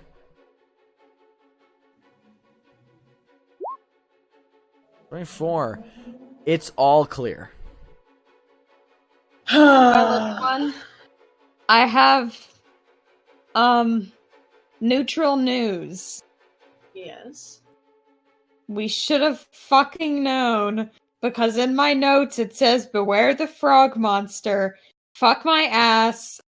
Fucking goddamn it. Why don't we check these things? That's oh my all in god. your notes. Word for word. It is. It was one of the bits of graffiti on the wall. It's also in your notes, Alice. No. no one told me! God damn it! Hey, you know what? It doesn't matter. We kicked its ass. No, that was Thalia in character. No, I was asking in character too. Like, word for word, it said that. Yes, it said that. It said beware the frog monster. I think it was like one of the ones near the top. God damn it. It's not the other thing, but yeah. So, yes, you guys. Thalia lays down in the grass. Ileana, for better or worse, you wash yourself off in the mossy, algae-filled water. I'd rather be mossy and algae than saliva-y. Yeah, for sure. And climb yourself out. Ava is just full-on sunbathing on top of the stone frog now, from where she just got deposited. Ava's just like drops down, and then she's just like kind of stands there, looks around, and then she's just like, You have a lovely vantage point from the top of this frog. It's the statue's like a squat frog that its head faces the doors to the shrine. Its mouth is like open and just in a mid-ribbit, like the statue that goes in its mouth a bit, and then it just looks, and you're just kind of hanging there, just chilling on top of it. Actually, I want to inspect the frog statue. How do you inspect it? You know what? My history rolls have done nothing thus far, but I'm gonna roll a history roll anyway to see if I can learn anything. Hey, it's a fucking frog. That's history knowledge. That's the best you can get from it. If you want to inspect it, that's an investigation check. That's good. If you don't or rather say, if you don't search it, that's an investigation. Otherwise, like knowledge-wise, it's a fucking jungle frog. What can you do? I'll investigate it since I'm on top of it, but I have no investigation and I got a 9. Cool. Yeah, you look around. This is actually a really easy DC, so you actually do find something. You just like lean over the edge and look in the mouth. There's just a key on its tongue. Oh. Ava, like, you know, just picks it up, and then she's like, found a key. Wow, who would have known that everything is so easy here? Maybe we should have been paying attention. Oh my god. Are you Ileana just like wringing out her hair and just sorry. It's fine. Don't worry. From the background you hear, well, I have to say, that was quite a surprising occurrence that just happened now. Of course, this all makes sense given the fact that this is the shrine to Kubazan, and having a froghemoth emerge from the water to try and kill us. It makes sense. Why does that make sense? Kubazan was the froghemoth. Really, that's cool. Kill the god. I would have been cool if you said something. Well, that would have been nice to know earlier. It would have. I kind of fell asleep there for a moment. I think my left kidney has shut down.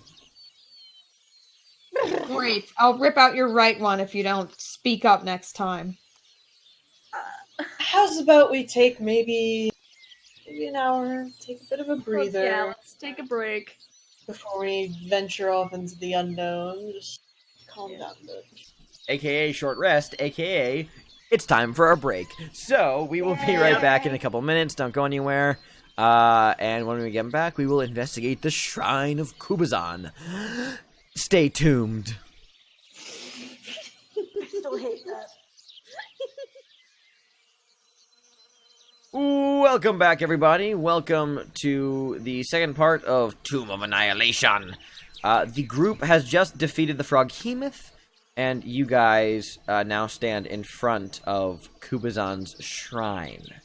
It is a little squat stone building, pretty featureless, all things considered. The only real detailing on its entire, visage is the door set into its face, as well as the engraving over the door.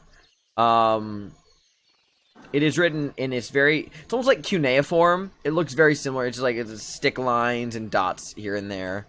In a language most of you, actually not all of you, would not read. Even you, Ava, don't read this language. I've firmly listen. Don't. Ava's having an existential crisis here about how much she doesn't know. It's fine. I don't know anything. It's okay. It's fine. Indeed. Fine. There is, however, a little keyhole in the door, but as you guys approach it, Orvex points at the inscription over the door, and he says, that's right there! That, my friends, is Old Amuin! And now, I can read it for you if you would like. I can translate what it says, and make it into any language that I speak that you also speak. Preferably common. Common would suffice. Common sounds good. Excellent! It says, Kubazan urges us to tread without fear, and to give back as much as we take. Well, I think we just gave a lot. We gave our time and our patience and our energy. I am so tired. Indeed. This reminds me, the Kubazan has a part to play in the legend of the 9 gods, which, of course, is, my retelling of that is still on standby for whenever you would like me to recant it. I don't know, it sounds kind of important. Actually, yes, I would like to hear this. Well, come to think of it, I may have forgotten it. I remember it. It's like in the back of my mind. I feel like that once I experience a little bit more of the shrines, it'll jog my memory. I'm getting it back in pieces. Slowly but surely, I'm getting it back. I may have overestimated my memory capabilities. Very tired. How about we go inside and see what's within? Sure, it's not important. As we go into a shrine of presumably one of the 9 gods. If I remember it, I'll bring it up. Please bring it up as soon as you remember it. I can do that. Yes. Also, did you guys roll short rest hit die? Nope. Nope. Please roll your short rest hit die. someone roll that for me? Sure. Roll number of hit die. Add your con modifier to each of them. Get that health back. Ilyana's really the only one who's worse for wear. Whiz softly. Nice. Okay, do I get my key points back? Nope. I don't. Key points are after a long rest. Okay, that's what I thought. That's why I was trying. Damn it! Now I. Alright, Ileana's back up to 39 out of 40. Excellent. Woo! Nice. So close to death, or I wouldn't have used Stunning Strike on it. How many key points do you have? I have 5, and I have 3 now because I used 2 Stunning Strikes. Yeah, you know, still a good number. No, it's not. It's not enough. Wait, key points? Don't you mean big lesbian energy? Excuse me, big lesbian. I only have 3 big lesbian energy points left. Good, excellent. So what do you guys want to do?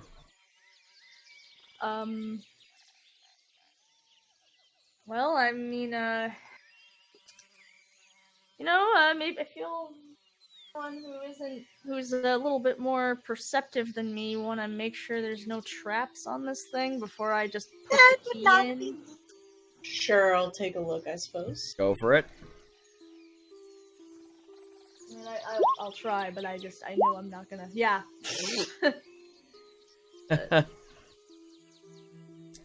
You look at the, front doors to the shrine, Lucien. You give him a hard once-over. Nothing seems to be trapped or hidden amongst its decals. No symbol, no signs of anything going awry should you open this door. Do y'all want to check out around back of the temple first? Yeah, that seems like a good Azaka idea. says, "I got it," and she immediately just walks off. She laps the place and says, "All clear, solid stone all around." Wonderful. All right. I guess nothing left to do but to use the key. Do the honors. All right. You slide the key into the lock. It fits in. Turn it, Good thing you saw that. and there's a satisfying click as you unlock the doors. All right. Push them open. Oof. Hacker boys, we're in. You push the doors open. The interior opens up. Ava is going to be the light token right now. I'm the light token now. I guess. I am light mask now. I think you're a light token at least. Yeah, you are. I mean... Yeah, you are. Oh no, I scrolled over. Okay, my B. Okay. Yes. You open the gate up, and there's immediately steps that descend a short ways down to a ledge that overlooks a pit. Just stepping in a little bit, you can look down. The pit at the bottom of it has many sharpened stakes that just jut up from the floor. On the far wall, across from you, there's an alcove with a pedestal and a stone cube resting on top of the pedestal. Behind that is on the wall is this relief carving showing a monstrous frog with tentacles fighting a crane. To your left and right, around the edge of the room, are wooden beams that radiate from the walls at the floor height with the ledge. And there are 4-foot gaps between them. And there are carved frog heads that extrude from the walls above the beams. Anyone else want to come take a look at this bullshit? I'm looking. Because it's some bullshit. I wouldn't say that I'm the nimble type, but Yeah. tread without fear.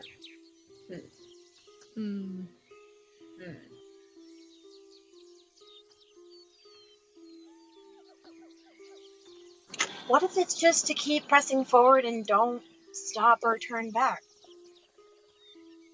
Well, forward features some big ol' spikes.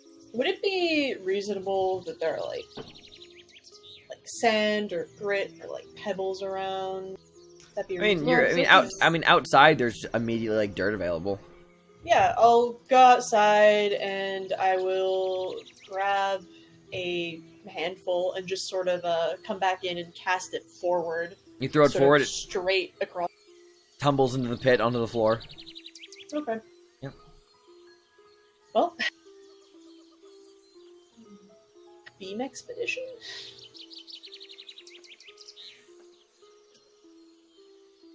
So yeah, what do you want to do?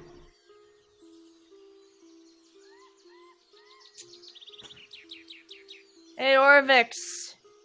Yes, how can I help you?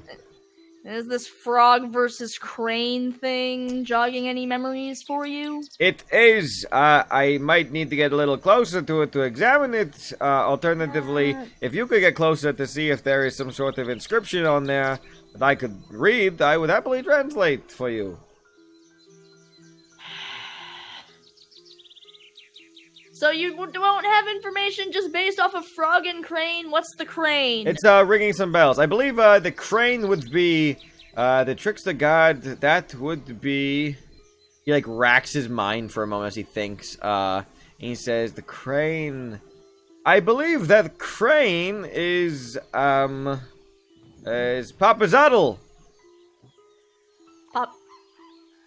Papazan. Papazadl. Hey, Papazadl. Papazan. Okay. Pada bing, pada Can I boom. roll something for that? Can I roll like a history check? Make a Someone roll history that for check, me? sure. Go for it. Hey, someone roll that for me. Thank you. Hey, I got a 20! I got a natural 20 on history! Holy shit. Woo! Okay. Ava. Yeah, you've heard of the name Papazadl before. And like, in that, any other role would have been no, you haven't heard of it. And this is like, oh yeah. In a text about Omu, there was you remember one small line about a trickster god named Papazadl. You have indeed heard of Papazadl. There isn't really a lot of books detailing the 9 trickster gods, so the information you found was very like note-based on people who came out of the jungle delirious with fever and made it to Omu before getting run out by the Yuan-Ti denizens as well as other monsters. So there are mentions of, of Papazadl as this crane figure, although it's technically not a crane, it's an ebly. What's an ebly? It's the crane-like bird Nazis you guys encountered at Nangalore. Oh yeah, those things! Crane-like bird. Yes. You mean German soldiers. German soldiers. Sure.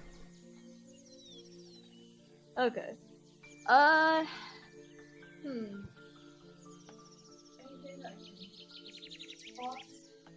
So, with that in mind, what do you guys want to do?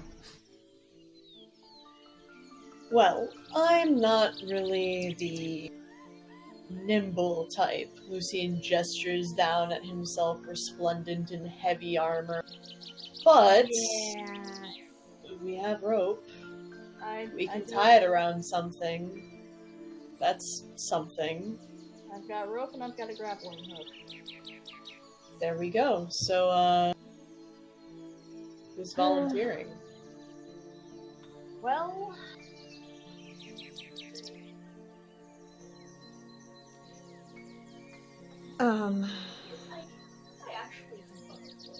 Ava, you are so far away from your mic. I'm sorry. I'm trying to read Yeah, my you're good. incredibly tiny. Well, I can slow fall, but that doesn't exactly help much against bites. Probably at least gives you some time to react. Yeah, it's instead about- of, being impaled. Yeah, Yeah. The pit's about 30 feet deep. Okay, Oh, well yeah, that's that'll cool. help. That's great. That's great. And you have Uh, high dex, right? I actually do What's not that? have very high dex. You'd think I would, but my dex is my highest skill, but I rolled very poorly. So Ava is, to be perfectly honest, not very good at anything. It's great. She's realizing this a lot recently to add Out to of her character. Out of character, I hate to volunteer Mask because his player's not here, but I feel that he would potentially be suited to navigating things that require high amounts of dexterity. No, by all means, let's use Mask because he's not here. No, Well, if you Someone say it ask like that- Alex. If you say it like that, Alex can directly retaliate against Yes, he anything can. that I do. Yes, so you can. Someone ask Alex, otherwise Thalia can do it, because I have +4 to Dex, which is good. Who Yeah, who it wants is. to Indiana Jones this? I do I have just the rope said. and grappling hook, so if we can just, get it across the... It oh, is worth- look, it- it's You're mass. fired. Great, love it. What? You're all fired. You can't fire me! I said Thank we you, should ma'am. ask. Why are you here? Go away. Because I wanted to say you're fired. Okay, bye. Fire me! No, you're all in limbo with me now. So listen, yeah, it is also worth noting that the beams that come on the wall do look like they can support weight. Just so you know, there is options there. But you can also try to just go across with the grappling as well. But the beams on the sides, they look like they can support your weight. Wait, how much weight? All the weight of everyone in here. Oh, They're like okay. sturdy wooden beams. Let's do beams. I'll beam. wait, I thought that's what we were. What does the ceiling look like? It is featureless stone, smooth as the baby's bottom. Okay. The beams. How'd you Lucine know? offers the end of a rope. Just in case. That sounds good. I'll go on the edge of the wall. Hopefully I won't lose my footing. And let's check and make sure nothing will grab me. Would she potentially be able to use some pythons as she goes along to make anchor points? Because I know Ava has some of those. Yeah, you can. Cool. You should do that. Okay, that sounds good. This map also isn't super accurate, by the way. There's a wooden beam around the wall every 4 feet, just so you know. So in total, there'd be about 5, 10, 15, 20, 25, 30. 30 beams on each side. Wait, no, So sorry. what's So not 30 beams, sorry. 6 beams on each side. My bad. I don't know why I spoke like that. There's that's- six beams around each edge, and you can hop between them. It's just a 4-foot gap between each beam. Oof. Okay, that's spooky. So there are like the planks that are jutting out. They just aren't spaced like that. Yes, correct. All right, got it. So it's very like that one area in Bloodborne where you fall down it, and then there's a beast that no one writes notes about, but I wrote a note about, and that's my highest rated note. Yes, correct. Is that your note? Yes. Oh, cool. I upvoted that. Ha! Honestly, I got your upvote. it seems like, honestly, the rope grappling hook toss across and someone shimmies option may actually be safer. Safer than fairly sturdy beams spaced I 4 feet I apart? feel like you're gonna fall. I feel so I feel like that's multiple checks. Hey, Someone's Taban! Yeah. Mind helping me hold on to the end of this rope? Surely you must be joking. And he walks in and just grabs it. What can I see? I need someone as solid as you to make sure that nothing happens. He looks at the rope in his hand and says, I can guarantee nothing is going to happen. Okay, great. I don't know how reassured I should be, but yes, thank you. So, who is doing what? Who is venturing forth? I'm venturing forth. Alright. I do want to do the side thing because I just feel like if we go the straightforward path, that's not enough footing. Even if it is more checks to go the side route, it's just not enough footing. Wait, where is my jump distance? Like, how much is jump distance normally? I'm glad you asked, because jump distance is indeed a thing. Your normal jump distance is... I know. It's Number of feet up to your strength score, if you Yes. move at least 10 feet on foot immediately before the jump for a long. Yes. So if you have a 10-foot running start, you can jump what is equal to your strength score. Now your strength modifier, your strength score. So if your strength is 15, if you get 10 feet of a running start, you can jump a 15-foot long jump. Okay, and each square is 5 feet. Okay, so that's actually... So about 15 feet from the ledge. So... And also, yeah, I will tell you guys, you can jump more than one beam. The DC just goes up by how many feet you are jumping. The DC already gets a +4 bonus modifier between each of the beams since there's 4 feet. If you want to skip a beam, that's a +8 modifier to the roll, so on and so forth. As it there's more distance. I do have the ability to double my jump distance. Yes, if I but keep in mind you will not be able to do. Yeah, that's fine. But once you're on the beams, you won't be able to do a running start. So keep that in mind. Yeah, that's why I'm like, if I do it, I well, if she can make 15 feet, she doesn't need to faff about with the beams at all. She could just make it across. You could just but then can you make it back? She just holds the end of the rope. Yeah. Okay, you can then literally you anchor it on that side feel of the plank. good. Whatever. Yeah. Actually, hold on a second, Ava. Before you do anything. Who all is in the shrine right now, just so we know? I mean, Ava was in it. I think she's like, you know what? Like, I can probably in the doorway. Yeah. Gotcha. There you go. You get plus a D4. Make your That's a running bonus, start. Leap across. Okay. Hey, Inscription. Tread without fear. I don't have the spell slots left. Crap. What was that? I was Okay. like, oh, I have a spell. Wait, I'm out of spell slots. Okie dokie. Alrighty, you cast guidance. You get if with a 10-foot running start, you can just jump the gap. Okay, I'm a jump. Because your strength is 15? My strength is 14. But you have a thing that can double your... Yeah, but I can double it with a key point. So spend that. Yeah. Yeah, so I just spent that. With just stepping in. A strong, just starting sprint, Ava reaches the ledge and just very superhumanly just boom, just Naruto leaps across the gap and lands on the other side. Smack. Yeah, you are sitting in front of the pedestal with the puzzle cube holding one end of the rope, and the little back inscription, so the back engraving on the wall actually does have an inscription in Oldamuan written along where it meets the floor. Can I awkwardly try to sound it out to Orvex? I probably can't even. I don't even know if I can read the lettering. Probably not. Oldamuan doesn't have any consonants.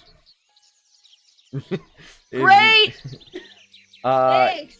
I would let you. I would. I know. I would allow you to copy what you see down onto like one of your books, like write it down, so you can show it to Orvex. Better idea. If it's carved, you can do like how leaf presses work, where you like press the leaf and then you flip it and then you use a pencil. Just do that's something Ava could do. Sure. Yeah. Okay. Yeah. You get a little charcoal rubbing of the inscription. I mean, if you want to describe it before you jump out, I could do a little thing to elaborate on what that is. Lucian has minor illusion, which means he can make things, which would probably include text that you describe, and then you can tell me how to change it. So you could do you want to do that, Chris? Do you want to do that, Kristen? Sure. I was like, alright, guess I'm gonna try to awkwardly describe these letters to you. We'll figure it out. Okay. Doing great. Yeah, it takes a few minutes, but slowly and steadily you guys just get it out. Awkwardly like miming. And like Orvex is like watching you like, I guess, okay, I'm seeing it now, I'm remembering, it's coming back to me. This is actually a chunk of the entire story. I don't remember the rest of it off the top of my head, but I can tell you this, it begins, I can read out this part, because this part's written out for me. It says, when evening came, a wily Ebly stepped from his reed hut. He didn't like the Omoans, but without them, he'd have no one to play his tricks on. The Ebly sent a marsh frog to reason with Ubtao, but the frog was angry and decided to wrestle the god instead. This amused Ubtao, so he gave the frog tentacles to make it stronger. When Kubazan, the froggy myth, returned to Papazotl the Ebly, he chased Papazotl into the swamp with his new tentacles. That is what it says. Alright. But on the other side of that ledge, you are now standing from the pedestal where there is a all things considered, a pretty small cube of only about 3 inches on a side, and engraved on each face with a kind of silhouette of a froggy myth. I guess I'm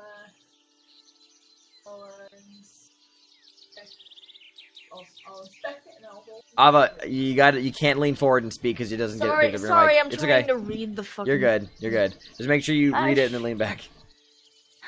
God, I hate this so much. Okay, so...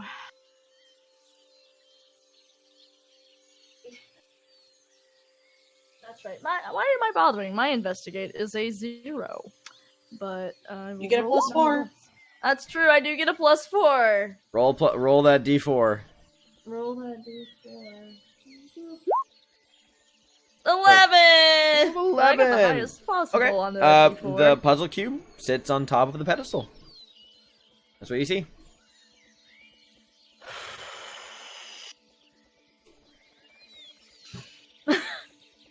Good use of that d4.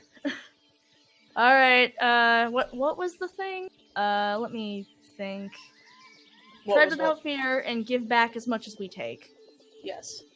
So I think if I take anything, I'd better make sure I leave something. That would be my guess. What do I have here? How big is the cube? About 3 inches on the side. 3 inches on the side? Okay. You don't know how much it weighs because you haven't picked it up yet, but it's about 3 inches on the side.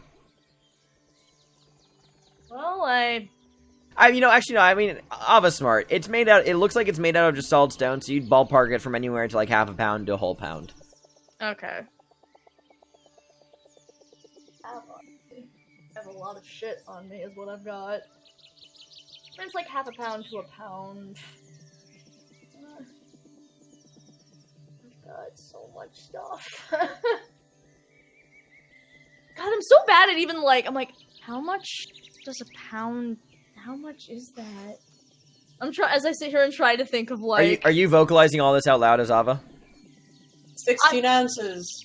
Great, thanks! That's so much! Azaka steps out, comes back a minute later, and says, Ava, catch! And throws sackcloth against you that she just walked outside and put dirt in. And throws you. It weighs about half a pound. Alright, well there we go then. Ava very cautiously takes the cube, Make a sleight of hand check. Oh god damn it, you're kidding me, oh no! So the one time we said, oh, it'll be fine not to have masks, you decide to throw this shit at us. That's fine. So, as Ava very steadily, reaches for the cube, one hand holding the bag of dirt, the other hand outstretched, she licks her turtle mouth, and just kind of, her claws, twitch in anticipation. She slowly reaches for it, and then she just, BAM! Her hand just, shoots out to grab it, and the cube just, ricochets off the wall, and flies to the other side, and beams Thalia in the face. At the same time, just in the sheer abject horror, her other hand just drops the sack of dirt onto the pedestal. Thalia gets knocked on her ass backwards, the cube sitting at her feet on the side of the ledge, just slightly teetering, about to fall into the pit. No. Ilyana jumps forward and grabs it. And you're now holding the Kubazan puzzle cube. Ava just stares in horror. But nothing else happens. I'm sorry! Thalia, are you okay? She's just sitting basically right underneath Lucian, just don't say anything. No, I'm not, but, like, you didn't break your nose or anything, did you? Let me take a look at that. It's fine. Are you sure? Yes. There is Lucian, there is very much on Thalia's forehead a frog-emoth-shaped welt on her forehead from where the cube smacked her in the head. Are you sure you don't want... I can feel it. Yes. Right. Oh man, only with a natural one. Well, if you're feeling it later, just let me know as the designated physician. Don't laugh, don't laugh. She looks at Ava, and her eyes. Oh my god. Ava's like, so. Ava's like, this makes like these like awkward, like nervous, like I'm sorry. Because they're not just like you threw a cube in my head and it hurt, but it's you embarrassed me in front of my crush. Like, holy crap. You're such daggers. If you can imagine the flame sword, but coming out of her eyes,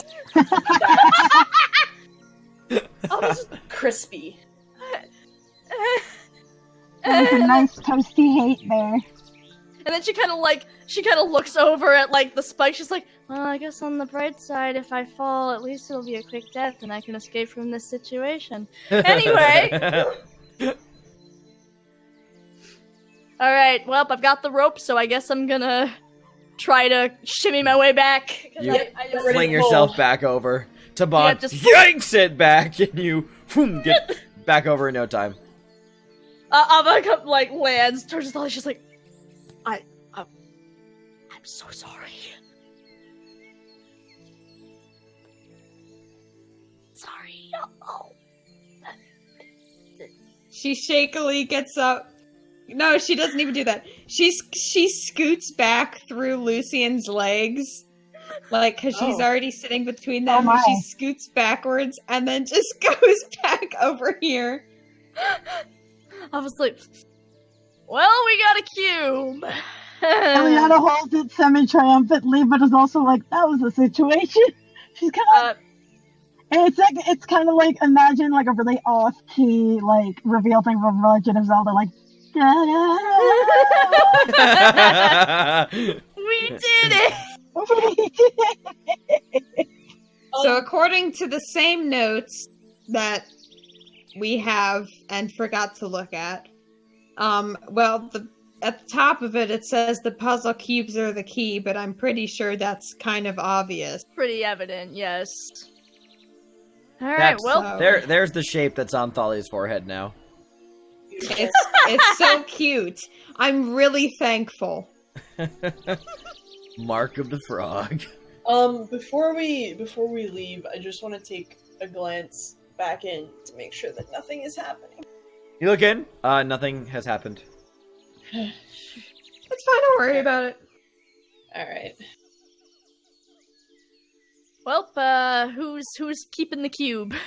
Ileana, you want to keep the cube? I mean, I can. Alright. Ava, like, pats her on the shoulder. Listen, I trust everyone here, but I believe in you. You got it. Mm-hmm. Alright. So, like, I was gonna be like, so the puzzle box, like, how is the puzzle box, like, shaped? Is it sort of like a Rubik's Cube? I mean, it is just a simple cube, 3 inches on each side. There's no moving parts to it at a visual. Just each face of the cube has this frog-hemoth kind of engraving on it. Ava, like, kind of looks over her shoulder, then she's like, does this mean we're gonna have to fight whatever stupid thing is on each of these cubes? Unless we avoid it.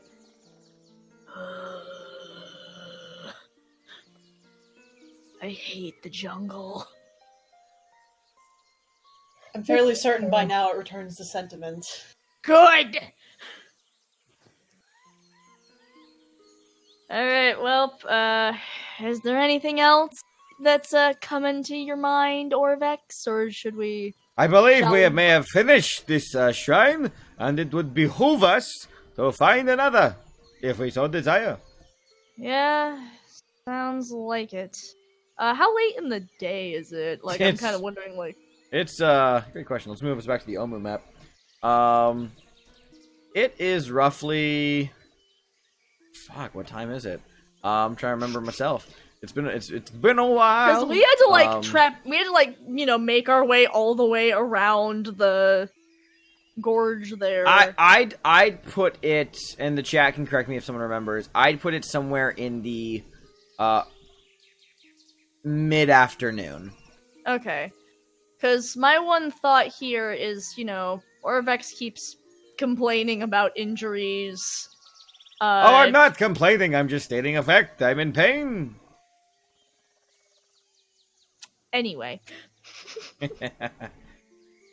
I mean, yeah, we can probably at least knock out one more of these things before we take a rest here. Or, before we attempt to rest in the big, terrifying Hell City. I don't know, what do you want to do, gang? Chucklefucks, any opinions? Sorry, the band formerly known as Chucklefucks. What do you guys want to do? You want to go for another temple?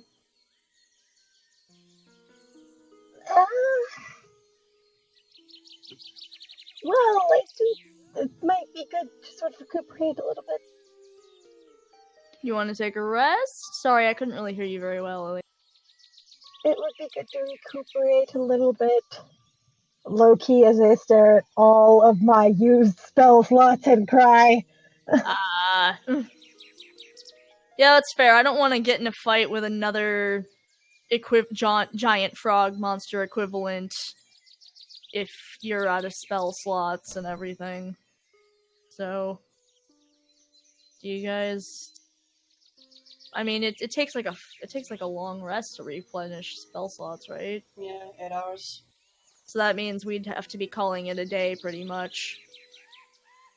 Yeah, and I mean, not everyone here can see in the dark, so... Yeah, so that means we'd be calling it until tomorrow. I don't know Yeah, about we'd you have all, to but I find- refuse... Sorry. We'd have to actually find a place that's suitable to rest at. So, Well, there's a lot of buildings. I mean, yeah, but who knows what's in them? it's fairly secluded around here. Yeah. And we did defeat the monster in the temple, or at the temple, so... That's true. That area seems to be okay. I certainly don't want to go sleeping in the temple anytime soon, but... Well, there isn't any room, for one. Listen, we'll just kind of... We'll all climb down into the pit, and then we'll just kind of snuggle up between the spikes, and... Listen, it's been a very long day, and it's only noon, and I Not the type of poles I like to cuddle with. Taban looks at Lucian. Ava looks at Lucian like... Ileana's given up hope trying to figure out Lucian. Okay, let's take a rest. Let's recuperate. Ileana nearly was eaten alive. So, and also I would hate for Thalia to have to wander through the city with a weird frog bump on her forehead. Sorry. It's... Just stop bringing it up. Not only that, but I refuse to walk around the ruins of Omu with torches or lights. Yeah, no, not doing that. That's just a beacon. Precisely. Yeah, we're not doing that. Alright, I think we're gonna take a long rest and recuperate. presumably, you know, in shifts and stuff, keeping an eye out since we're in Hell City. Okie dokie. Then you guys will take a long That's right, rest. Patrick. And, why not? We can actually just end, like, 15 minutes early there. Call that a day. Woo! We got a thing! We got a thing! So, remember that we're now at... Remember that this module is super unfair, and let's be very careful. Yes, indeed. We will see you all next time on Tomb of Annihilation. Thank you guys so much for watching. Next time we'll explore more shrines in Omu. Until then, stay tuned!